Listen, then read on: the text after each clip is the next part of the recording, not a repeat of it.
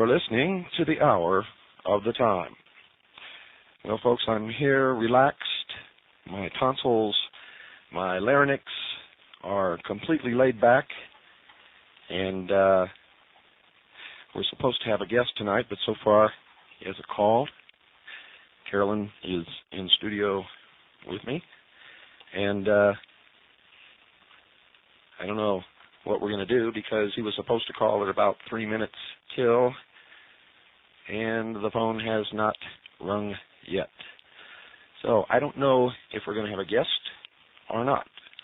So we'll go right in to a little pre-warm-up here and see if we can just sort of wait a few minutes to find out what in the world is going on.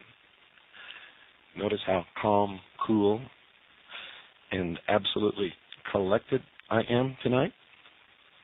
Isn't it wonderful?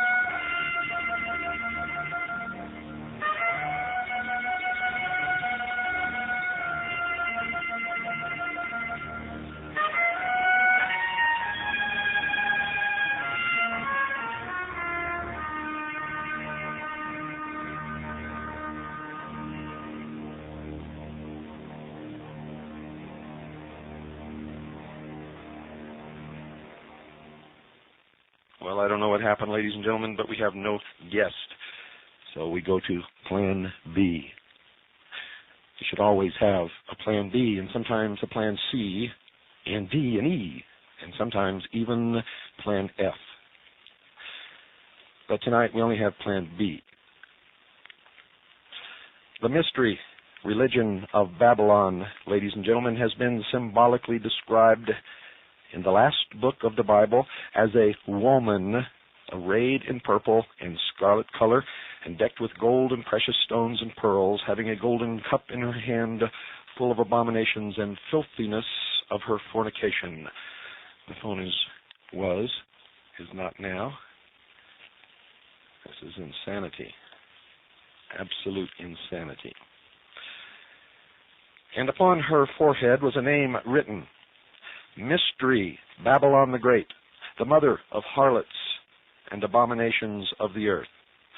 And that's from Revelations chapter 17, verses 1 through 6.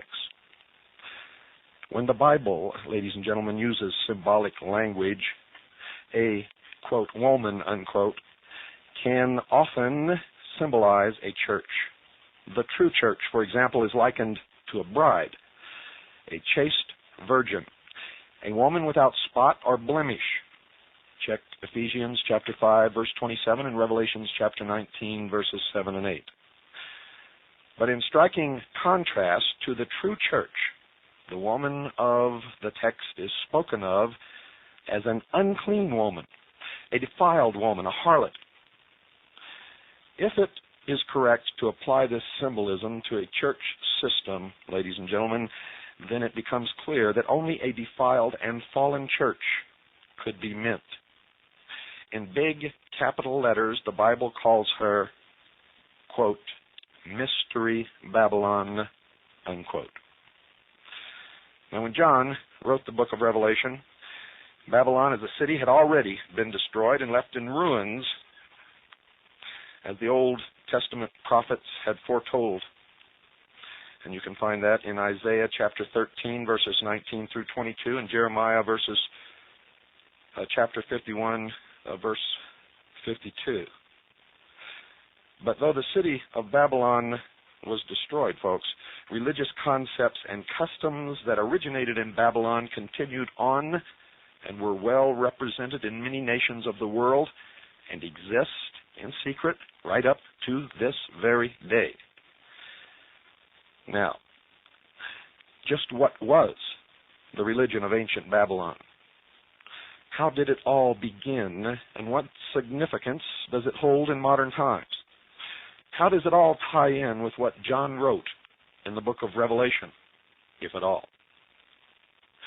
How many of you were aware that the Iraqis have been busy for many years rebuilding the city of Babylon? Turning the pages of time back to the period shortly after the flood, men began to migrate from the east. And it came to pass, as they journeyed from the east, that they found a plain in the land of Shinar, and they dwelt there. Genesis chapter 11, verse 2. It was in this land of Shinar that the city of Babylon was built, and this land became known as Babylonia, later as Mesopotamia. Originally, it was a part of the Assyrian nation. Now here, ladies and gentlemen, is where the Euphrates and Tigris rivers had built up rich deposits of earth that could produce crops in great abundance. But there were certain problems, you see, the people faced. For one thing, the land was overrun with wild animals, which were a constant threat to the safety and peace of the inhabitants. And you can check for reference Exodus chapter 23, verses 29 and 30. Obviously, anyone who could successfully provide protection from these wild beasts would receive great acclaim from the people. For all people in all times seek security. It was at this point that a large, powerfully built man by the name of Nimrod appeared on the scene. He became famous as a mighty hunter against the wild animals. And the Bible tells us, quote, and Cush begat Nimrod. He began to be a mighty one in the earth. He was a mighty hunter